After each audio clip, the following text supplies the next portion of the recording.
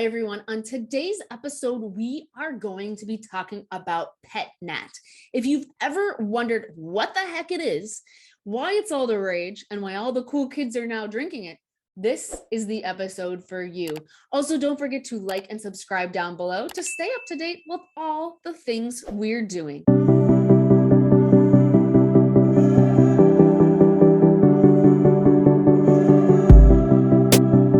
Hi, everyone. Amanda Layton here of the Vino Karma Project. We are talking about Pet Nat today. Say what? You're probably like, what the heck are you saying, lady? Well, if you've noticed in your local wine shop, wine bar, even on some hip restaurants, everybody's serving the Pet Nat. So Pet Nat stands for Pétillant Naturel. It's really just referring to the way the bubbles get into the bottle. It is the ancestral method of making bubbles. So go back years and years and years ago, before the monk Dom Perignon came along and figured out how to create a secondary fermentation in champagne after blending still wines and then putting in the dosage of sugar and yeast to create a secondary fermentation.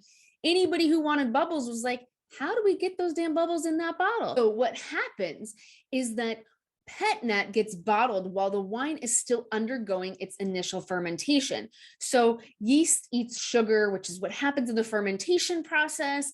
And then, so now it's not done fermenting. You get some bubbled up CO2, which creates those little bubbles you get in your Pet Nats. So what we can also kind of say is like a Pet Nat is like a baby version of the champagne process, except that it's doing it itself in the bottle. It's not getting that like kick of dosage in order to re-ferment and make that yeast eat that sugar. So that's basically what a Pet Nat is. The cool thing about Pet Nat is that all these winemakers all over the world are making Pet Nats, and they can do it with any grape variety they want. They're not like, beholden to the rules of champagne where they can only use Chardonnay, Pinot Noir, and Pinot Meunier. They're like, hey, we want to create something cool. Let's put something in the bottle, like Exhibit A. So this is Breaking Bread Pet Nat out of Healdsburg, California. So in Sonoma County, Dry Creek Valley. It is unfined, unfiltered Zinfandel. You heard it. Pet Nat Zinfandel. How cool is that? I can't wait to pop off this cap and taste what's in it. So how do you find these things? If you have a natural wine shop near you, they're definitely carrying some Pet Nats.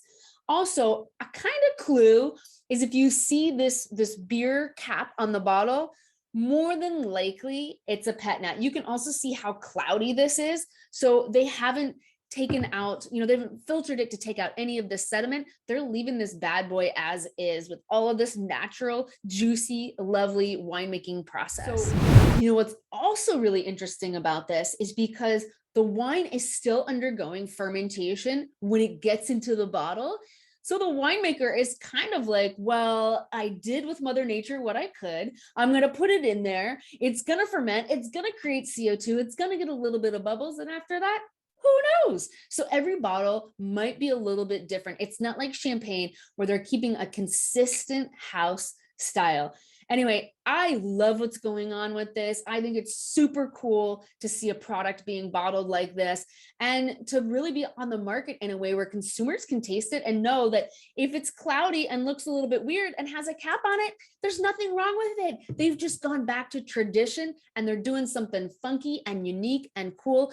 And I guarantee if you try one of these bad boys, you're going to love it. So hopefully today you've learned a little bit about what a Pet Nat is, what to look for. And, also I would challenge you to take it to a dinner party and to surprise people, because there's nothing better than when somebody thinks something's going to be a little bottle of crap because it has a cap on it and they pop that open and they're like, oh, there's some effervescence. Ooh, there's some toasty notes in here. And it really makes their palate zing. Also, these things are kind of limited production, so get them while they're hot. Anyway, I hope you learned about Pet Nat. And if you like this content and you want to hear more from us as we travel around the world, as we meet winemakers and tastemakers, don't forget to like and subscribe down below. And as we say here at Vino Karma, Continue to go out there and create change one sip at a time.